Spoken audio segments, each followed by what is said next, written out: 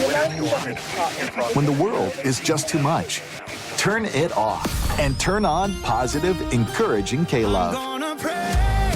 I'm gonna praise. World off. K-Love on. K-Love is sunshine for my soul. I love K-Love. Listen now on your radio, online, or on the free K-Love app. K-Love makes me feel so good. Positive, encouraging K-Love.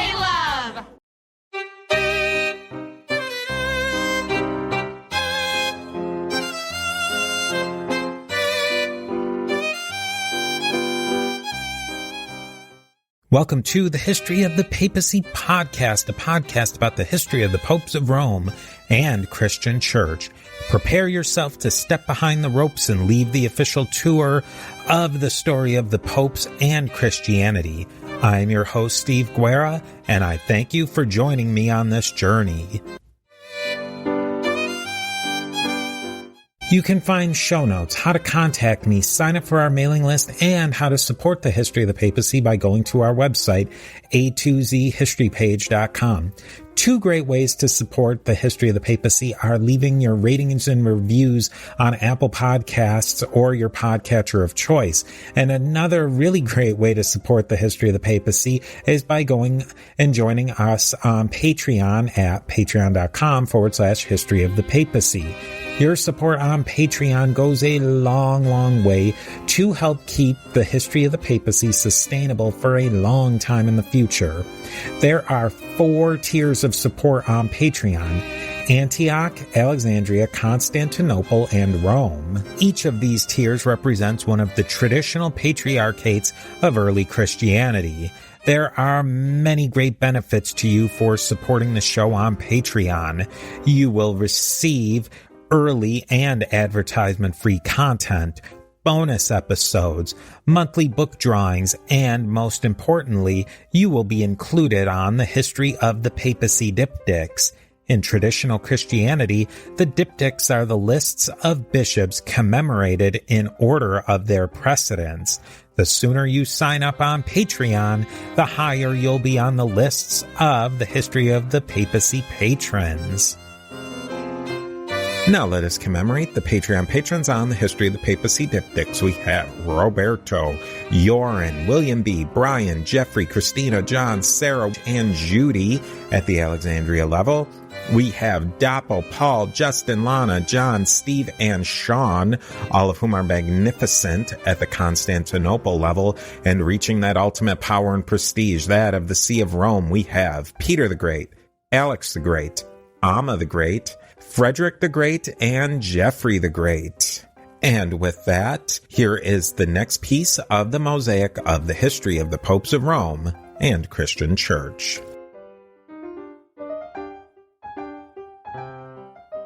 In a way to connect this to U.S. history, I mean, it seems like some of the very worst of industrial relations plus race relations, it seems like it's all playing out there in a way that's even like more stark.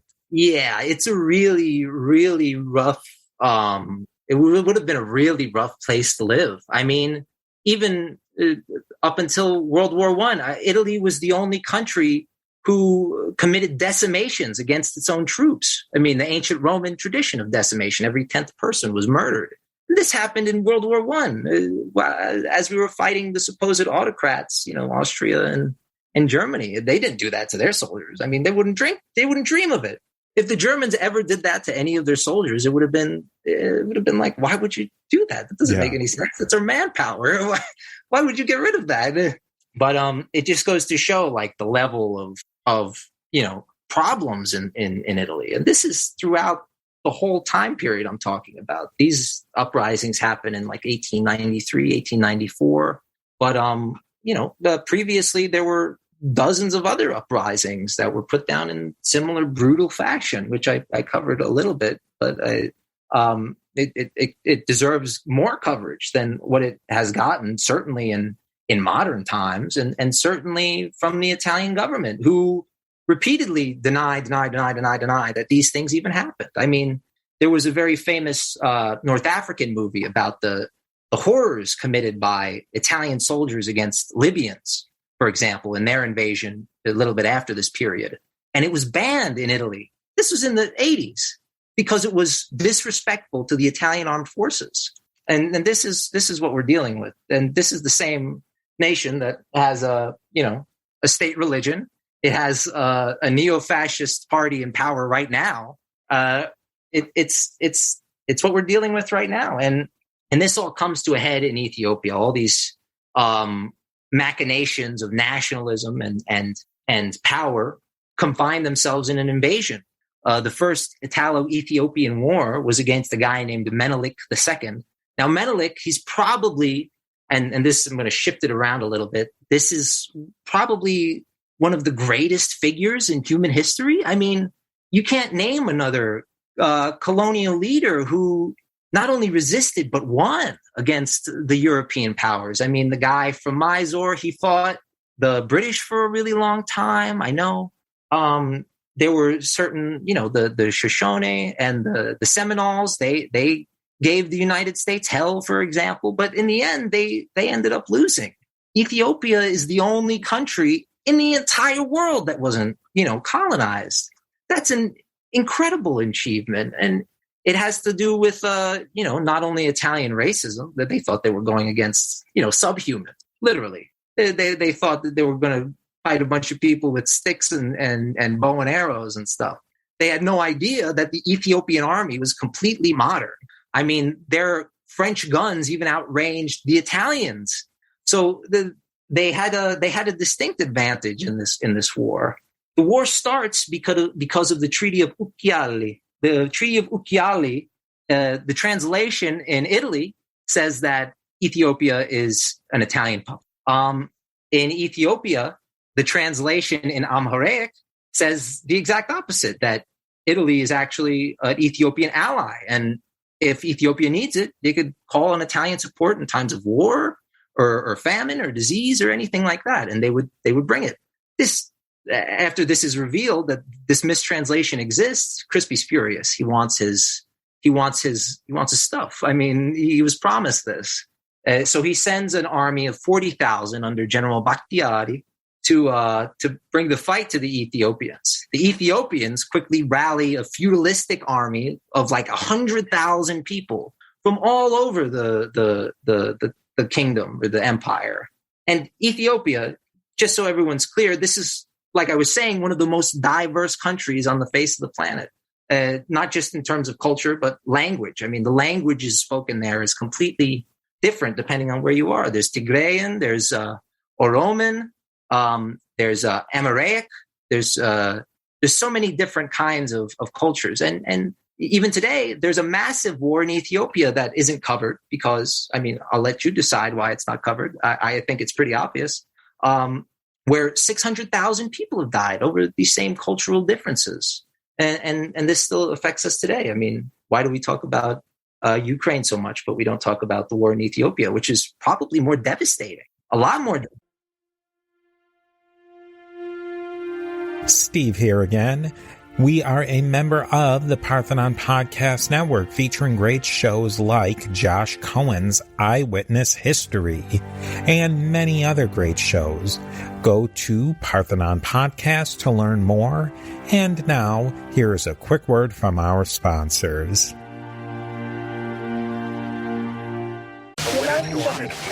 When the world is just too much, turn it off and turn on positive, encouraging K-Love.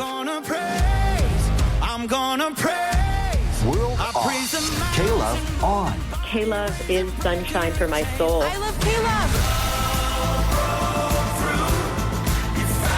Listen now on your radio, online, or on the free K-Love app. K-Love makes me feel so good. Positive, encouraging K-Love. Hi, everyone. If you've been injured in an accident that was not your fault, listen up. We have legal professionals standing by to answer your questions for free. Call now and find out if you have a case and how much it's potentially worth. Call 800-910-7500. I'm here with spokesman John Wolf. So, John, tell everyone listening who should call right now. Well, Maria, first off, thank you for having me here. It's always nice to answer the listeners' questions. Now, as far as who should call in, Anyone who's been injured in an accident and think you deserve compensation, give us a call right now. 800-910-7500. You'll find out if you have a case and how much it's potentially worth. Thanks, John. You heard it, folks. Take advantage of this opportunity and call now. 800-910-7500. Advertisement sponsored by Legal Help Center may not be available in all states, not available in California. Oh, yeah, for sure. It's a great question to ask, is why this war that's been going on for a long time and different iterations, but the amount of people who've died. And I mean, I'll admit that I don't understand it or, couldn't explain it, but it's something that we need to be paying attention more to, and we're just not. And I think, like you said, there's a lot of reasons, and there's stuff that people don't really want to talk about of why we're not discussing it. But yeah, these problems still persist in Ethiopia, just like they still exist in Italy. And Menelik was himself responsible for a lot of these issues. He maybe murdered millions, literally millions of Oromo people and Tigrayan people and Sudanese people in his expansive empire that he doubled the size of in his reign. Not only that, he introduced so many modern technologies to Ethiopia, like the electric light, the railroad, the gas lighting, all this stuff. All this stuff was introduced originally by Menelik. And it garnered him literal worship, because the Rastafarian movement is based directly on the belief that this guy was basically close to God. I mean, he was maybe not up there, but pretty close. He was similar to like the Tsar. There's a similar relationship. And speaking of, they were both Orthodox Christian, so they were natural allies. There was even a Russian contingent that fought on the Ethiopian side in the Battle of Adwa, apparently. And this battle, one I just mentioned, Adwa, probably the worst military defeat definitely in Italian history, probably, but one of the worst military defeats in European history. Something like 40,000, something like 15,000 Italians marched into the Ethiopian countryside with very little idea of where they were going, how they were going to get there, what they were going to do when they get there. The basic idea set by General Bakhtiari was to take 3 heights and basically on these heights force the Ethiopians to attack them. And with 3 arcs of fire, they would decimate any number of Ethiopians. It's a good idea in theory, but in reality, the map that they had of the region was hand-drawn by Bakhtiari himself. I mean, I wouldn't go on a car drive if I didn't know where to go. I mean, let alone lead 15,000 men to their fates. And once they get there, they realize very quickly that this was not some backward nation where they would easily be able to divide and conquer the country, which is the playbook of any colonizing power, especially in Africa. You get your native allies, and they would do most of the work. That's how it worked in the New World. It worked in Africa that way, in Asia, India, all these places. It was divide and conquer. But these 3 convergent Italian formations ended up being completely isolated from each other. They were ripped apart by the Ethiopians. There was one Italian colonel who shot himself. And then when he realized that his attempt didn't really work, he shot himself again rather than face the Ethiopians. The charge of the Ethiopian cavalry was compared to a mountain falling. This was a completely professional army that, it was led by people called the Ras, which were, again, this term was co-opted by Mussolini to describe his lieutenants. But the Ras were the dukes or the counts of Ethiopian society. And they completely decimated the Italians. Something like 6,000 Italian people died, 4,000 native allies died, and another 5,000 were made prisoners. There's reports that some of these prisoners were actually castrated after the battle, but I'm not sure if that is 100% accurate. I've read varying degrees of things on that. More than likely, that was Italian propaganda. But for sure, once they got into the presence of Menelik himself, he treated them incredibly, incredibly fairly. He sent back one of the leading Italian officers to his home with the sword of the fallen general. So it wasn't like this was clearly a person who was trying to, end the violence as quick as possible. Supposedly, it took 4 days to bury all the dead. Not only, likewise, the Ethiopians suffered something like 14,000 casualties in this one battle. And, the power of Ethiopia was shown very clearly. They would go on to fight against the Mahdists in Sudan and against the British, who sent an expeditionary force in Italy's support. That ended in basically a stalemate. And Ethiopia was given its sovereignty. It was recognized by the Italian people.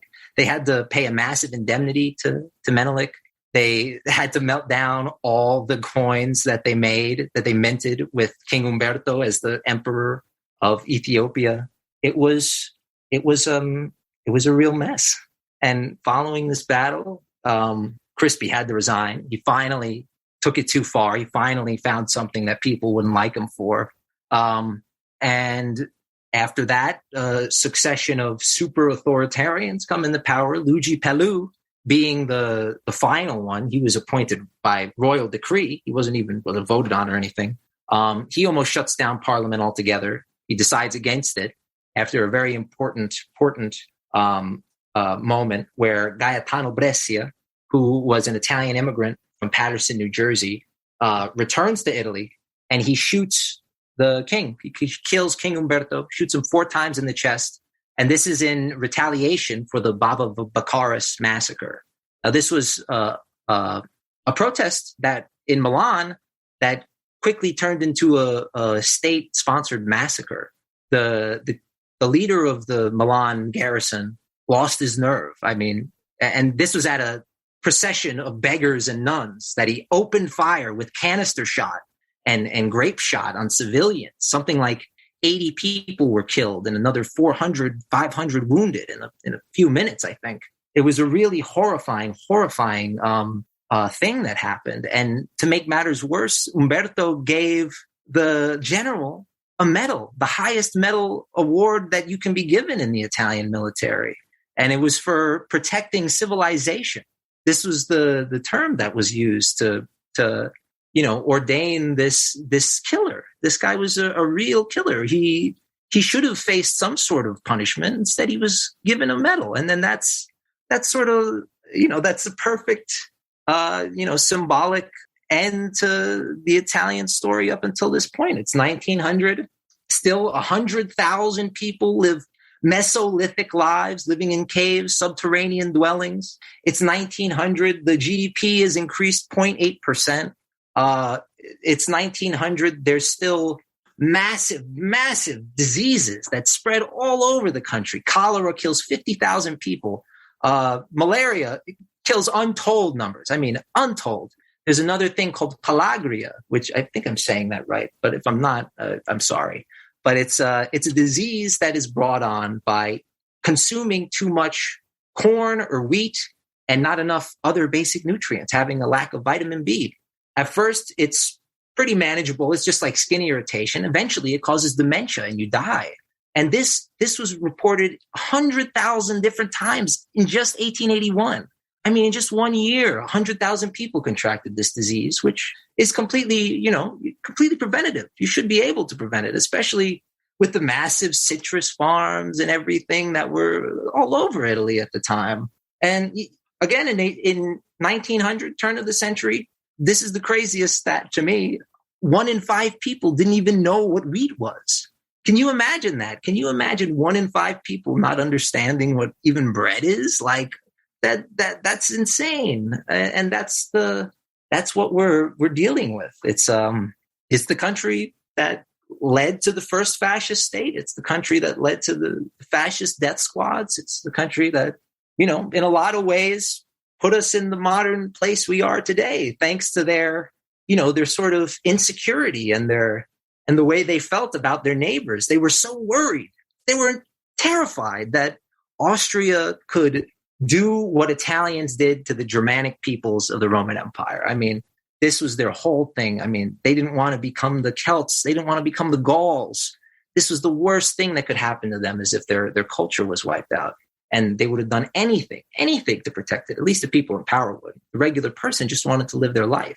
I mean, you can see where fascism comes from in the, a couple of decades later. It doesn't just fall out of a parachute, that these people who, like you're saying, they're dying of diseases of just the most basic, because they don't have a varied enough diet, like not even like slightly varied. They're eating one crop, and that's why they're all dying of these diseases that, I mean, were almost unimaginable at the turn of the 20th century. It's you mentioned Dan Carlin, and he always says that I can't remember which group he said, but it's like they're everything but more. And it sounds like Italy at this time, it was all the worst and of what was going on in the Western world at that time, but just even more so. Yeah, they had to crank everything up. They felt they had to. If they didn't, then somehow Italians would stop existing. Italy would sink into the sea. I don't know what they thought would happen, but it was something akin to that. They had to do this. If they didn't crank everything up to 11, it wouldn't work. It would have completely turned into a failed state. In our wrap up here, and you've done this much study, and what do you think could have been done differently early, maybe in the Risorgimento? I mean, we're getting into what if country here, but do you think that something could have happened earlier that could have maybe prevented some of the very worst excesses that we see at the end of this time period we're talking about today? I think if 1848 went differently, it could have been completely different. I mean, there would have been 2 states in Italy as opposed to, or maybe 3, maybe even 3 states. There would have been the North Italian Kingdom. There would have been the Central Italian Republic under Mazzini. And there would have been the South Italian Kingdom of the 2 Sicilies. And they would have probably converged up until the modern point. I think on top of that, there was a guy called, I can't place his name right now, but he basically wanted a United States of Italy. I think if that would have been the thing, then there would have definitely been way less, regionalism and hatred against, your fellow countrymen just based on where they're from. Just because there would have been more abilities for people to really show kind of people they are. I mean, you can't really maintain and preserve a culture if the people in charge of you don't even know how you speak or live. I think if there was more local government, more freedom, obviously, would have been a step in the right direction. But literally almost everyone says that's, at least in Italian history, says that it's the exact opposite. Like, what we really need is more power in the state, more power in the king. Because when the king was powerful, we were a great country. And, it's the same argument. Yeah. I find, too, that there wasn't the person or the institution the ones that were available, like the House of Savoy wasn't really the greatest house to have centralized around. You couldn't have a Pope King, especially under, maybe if Pius IX hadn't lived so long and there was somebody else, maybe. But even then, the Catholic Church was too international to be the centralizer of a burgeoning 19th century nation state. The liberals were not really the right group. The radicals weren't the right group. The Garibaldi's group, he wasn't the right guy. There was nobody who was the right person early on for everybody to circle the wagons around and let's make a state out of there. It just never worked out right. Yeah. If Cavour lived a little longer, I think it would have been really different too, but it's complete hearsay. I mean, we won't really ever know until, they come up with a video game where you're able to reload certain periods of history and see what happens. When they do that, I'll definitely play that. You gave us a little bit of a sneak peek of where you're going with next. You still have at least an episode that, as of our recording, just dropped. But where are you going with future Turning Tides history programs?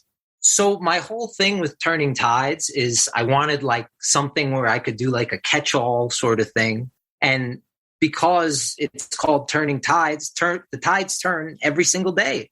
And it's an incredibly important, shift change for the entire planet. not just for the marine life, but, life on land too.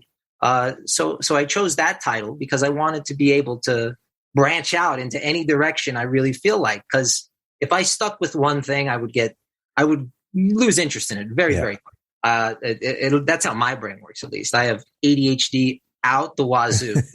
So I need to be varied in everything I learn about, or else it just becomes too much. But next is Puerto Rico. I'm going to do a series on Puerto Rican history. I chose Italy and Puerto Rico because I am myself Italian and Puerto Rican. And I thought it was an amazing way to sort of connect with my roots. And I really, really have. It's been such an amazing experience just reading about all these different people, all these different human beings who it's like this person really existed. There was really someone like Giuseppe Garibaldi alive. It's like when you hear Muhammad Ali talk, like this person is real. This is a real person who's just said this stuff off the top of his head. It's so interesting to me, and Puerto Rico especially, because the first episode is going to cover the Taíno culture, which were the native Antillians previous to Columbus, and it's also going to cover his landing in San Juan Bautista, which is the original name of Puerto Rico, and the extermination of the Taíno culture. I mean, within 40 years, there's 60 left on Puerto Rico, 60, and I want to get into that. And there's so much more, especially recently, that's come out about native Caribbean life. For example, this is one of the most interesting things I've ever found. There are 800 slabs of stone with writing from Puerto Rico that has been dated since 900 BC. Wow, I never heard of that. This is incredibly interesting. You can look it up right now. They just did this carbon dating, and they had linguistic specialists discover that there's ancient Hebrew, ancient Phoenician, and then a third language that people assume was the ancient language of the original settlers of the Caribbean, which isn't what wasn't supposed to happen. We didn't believe that they had any ability to write or read. They definitely had a spoken language. But with this new discovery, the light has been being shed on a culture we thought to be, very archaic. In reality, it seems that it was incredibly, incredibly advanced, especially when you look at their work with the astronomy and the cosmos. Their whole livelihoods were based on these things. They had specific religious rites and stories that were all about the rising and the setting sun and the way the December solstice starts and the start of the hurricane season and how that is related. It's very, very interesting stuff. And all these slabs were found, they were kept secret by an old woman who said that this was her family's secret legacy, that hundreds and hundreds of years previous, they discovered these slabs in the ground and they kept them there. And this story passed on from generation to generation until this old woman told a priest on her deathbed that this was the library of Agua Ibana, which was the Chaqui leader of Puerto Rico, who's the chieftain. And it's incredible. I mean, I think it's definitely the very cool. Steve here again with a quick word from our sponsors. When the world is just too much, turn it off and turn on positive, encouraging K-Love. I'm gonna praise. World off. K-Love on. K-Love is sunshine for my soul. I love K-Love. Listen now on your radio, online, or on the free K-Love app. K-Love makes me feel so good. Positive, encouraging K-Love. Hello, I'm David Jeremiah. When we look at America at 250 years, we do so with gratitude, with honesty, and above all, with hope. Because our hope has never rested in human strength alone. Our hope is in the Lord. There is hope for America when we remember God, when we take responsibility for the way we live, and when we walk in truth. there is hope for America because the Bible assures us that God is still sovereign and He still rules over the nations. So let us look to God with faith for our nation's future. Let us thank Him for His blessings in the past. And let us ask Him to guide this nation in the years to come. May He continue to bless America. I think I've always thought, and I mean, you could start to, everybody else say you're conspiratorial, but all you have to do is basically Columbus did it. You drop a ship in the water in that general vicinity of Spain, North Africa. It's going to go to the Caribbean. That's where it's going to go. And getting back's a little trickier, but people clearly did it. But I mean, there's just no way that ship after ship after ship after ship, there's just no way when they're the Carthaginians and the Phoenicians and the Greeks and the Romans, there must have been ships constantly just getting a little off track. And as soon as they just get a little off track, they're going to get immediately drawn through the natural. They're going to be sucked in through the current. Yeah. And that's where they're going to go, is exactly into that area of the Caribbean. Yeah. And there's been we still don't know really where the Taino culture came from. We know that, probably it came from the Orinoco Valley, which is in modern-day Venezuela. And then it went up through the Leewards and the Windward Islands up through there. But there are people who say that, no, actually, the Tainos came across the sea from, the original Spanish settlers, or the Canary Islands, or, West Africa. There's even one of the kings of, I think it's Mali. He sent something like 2,000 ships west to the ends of the Atlantic Ocean. He never returned, but this was something that was on everyone's mind, obviously. And like you were saying, it'll eventually just drift over there. And that was actually the case. They received, the Tainos, they believed that this was from heaven or from God. They received pieces of lumber, of wood from splintered ships that just simply drifted across. And they were like just pieces of wood. So when they saw these ships come down with sails made of the same material, they instantly assumed, they must be from heaven. This was what was foretold.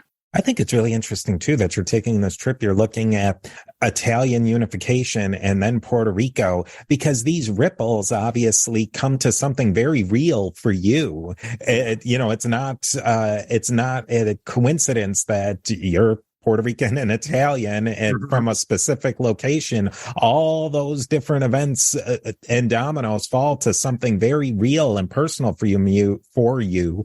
And I think that that's a really great way to take people through these stories. Yeah. And it's on top of that, it's like a whole extra layer because Columbus himself was Italian. Yeah. That's a good point. And on top of that, I'm Spaniard by my abuela's side.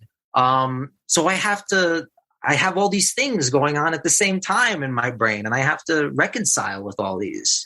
There's a animated show that I really love. It's called Erebos, The Legend of Erebos. It's by the same people who did the last Airbender series. But there's a part in there where the king is basically saying, we need to find a way to hold all this anger and hatred together and somehow let love back into our hearts. And that's what I'm really trying to do. I'm trying to fall in love with my past and all the terrible things that entails. I am probably the product, at least somewhat, of sexual assault, either from my, Sicilian side, who were continually harassed by either Bourbons or later Italian troops, and maybe on my Puerto Rican side, because when Columbus came, he didn't bring a bunch of girls with him. There were no women from Spain with him. The first thing they did was assault women. That was the initial way that colonization started, and that's how the mestizo class of places like Mexico and the Caribbean exists today. Yeah, so you've got to look at the history in every way that it unfolds, in the very best and the very worst, and that's how you get the full story. I think that's a great way to look at things. Yeah. And I want to just say, I really appreciate you having me on. I'll tell everyone the story of how we sort of first came in contact, I'm just like on Facebook, just looking at different, podcast groups. And I see yours. And I message you randomly because I see you're doing the history of the Pope. And I said, oh, wow, this is like right in time with what I'm doing. Let me message this person. I didn't expect you to message back or anything. I was like, oh, this guy's there. But then you did like right away. And you were like, do you want to collab? And I was like, I have like 20 downloads. What do you mean? And the fact that you just even presented that opportunity is just it's really, really nice. And I really, really appreciate it. Oh, it's my pleasure. When you sent that at just the perfect time, like it was like, this is the person who I need to be speaking to like wrap up this series that we're doing. And yeah, I thank you so much for giving us such a detailed look at all of this. I really think that it puts the end cap on the secular side and the non-Pope side, because I really, coming into this series, I knew that it was going, because most of what I've done before is ancient history, and I was able to really build up a lot of the context to this. And this series, I wanted to do it because I wanted to get into, I think, like you, I'm a little maybe too ADHD to focus on one topic. I wanted to get into more modern history, but I also had to, to make a story, I had to have all this context. And, I am very thankful that you would come on and fill in all of this and kind of give us the rest of the story after, the classical end of 1861 or be it 1870, that, this stuff, well, it's still going on today. But to put that point, you really had to go a little bit further into the late 19th century or early 20th century to really put the final period on the end of the sentence of everything that we've been talking about, the 100 or so years, late 1700s. You had to really finish the story at about right in this point that you finished it. So I really appreciate that. Mm-hmm. It happened to be just like literally perfect. The way I set up the series, I wanted to do 100 years of Italy. And the events literally, like, they almost lined up perfectly. Yeah, it really is like 1799 to 1899. Yeah, that's the whole basis of a lot of books. I mean, one of the main books I used for research was The Force of Destiny, which starts at 1796, exactly when Napoleon invades, which is the start of my series. So it's been a lot of kismet, really, the work on this series. Where can people find your show, subscribe, and all that good stuff? If you want to find Turning Tides on social media, we're on Facebook, YouTube, and Instagram at the Turning Tides Podcast. And we're on Twitter at Turning Tides Pod. Oh, awesome. Thank you again for coming on. And I'm sure we'll be hearing from you again in the future, too. I definitely like to collaborate again. Oh, for sure. Yeah. I would love to talk about this stuff again. It's one of the most important parts of history, especially with your show. I mean, the papacy that's most people. I mean, a good portion of the society we have today is thanks in part due to Judeo-Christian values, for better or worse. And what you're talking about is super important as well, if not a little bit more important.